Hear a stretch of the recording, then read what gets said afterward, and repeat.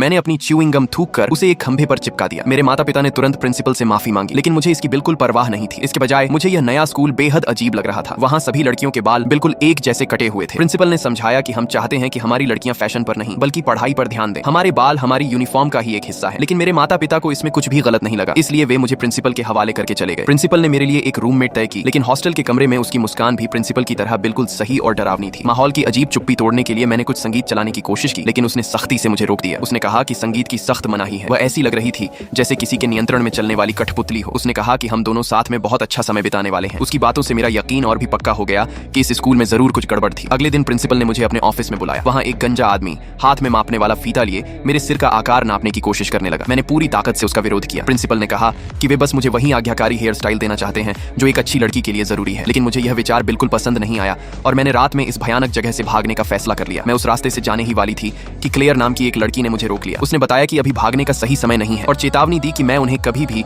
अपने बालों के साथ कुछ करने न दूं। मुझे समझ नहीं आया कि वह आखिर कहना क्या चाहती थी, इसलिए वह मुझे वेंटिलेशन की नलियों के अंदर ले गई और इस परफेक्ट दिखने वाले स्कूल के पीछे छिपी भयानक सच्चाई दिखाई। वेंटिलेशन की नली में एक छोटे से अंतराल से मैंने ऐसा दृश्य देखा जिसे मैं जिंदगी भर नहीं भूल सकती थी। एक लड़की कुर्सी से बंधी हुई थी और छटपटा रही थी। उसे जबरदस्ती एक हेलमेट पहनाया गया था। जैसे ही उस गंजे आदमी ने एक बटन दबाया, सफेद धुएं का एक गुब्बार तुरंत उसके सिर को पूरी तरह ढक गया। कुछ मिनट बाद जब उसका हेलमेट उतारा गया तो वही जिंदा दिल लड़की अब खाली आंखों और मशीन जैसी मुस्कान के साथ बैठी थी। इसी तरह इस स्कूल की सभी आज्ञाकारी लड़कियां बनाई जाती थीं। यह सब देखकर मैं बुरी तरह डर गई और पीछे हटते समय मुझसे आवाज निकल गई। मैं लगभग प्रिंसिपल के हाथ लग ही गई थी, लेकिन अगले दिन उसने मुझे फिर ढूंढ निकाला। उसके पास मेरे खिलाफ कोई सबूत नहीं था, फिर भी उसे मुझ पर शक था और उसने मुझे चेतावनी दी। उसने कहा, तुम जैसी हजारों जिद्दी छोटी लड़कियां मेरे ऑफिस से गुजर चुकी हैं। मैंने उनमें से हर एक की जिद तोड़ दी है। आज रात खाने की घंटी बजने पर मेरे ऑफिस में आना। मैं तुरंत हॉस्टल के कमरे में वापस गई और क्लेयर को ढूंढने लगी, क्योंकि मुझे उम्मीद थी कि आज रात हम दोनों साथ मिलकर भाग निकलेंगे। लेकिन जब मैंने उसे ध्यान से देखा तो मेरा दिल बैठ गया। अब उसके बाल भी बिल्कुल उसी तरह कटे हुए थे और उसके चेहरे पर वही कठोर और डरावनी मुस्कान थी। मेरी आखिरी साथी को भी ब्रेन वॉश किया जा चुका था। फिर भी मैंने भागने की उम्मीद नहीं छोड़ी। जाने से पहले मैंने अपनी रूममेट को विदाई के तोहफे के रूप में अपना स्पीकर दे दिया। उसने न जाने कैसे उसका प्ले बटन दबा दिया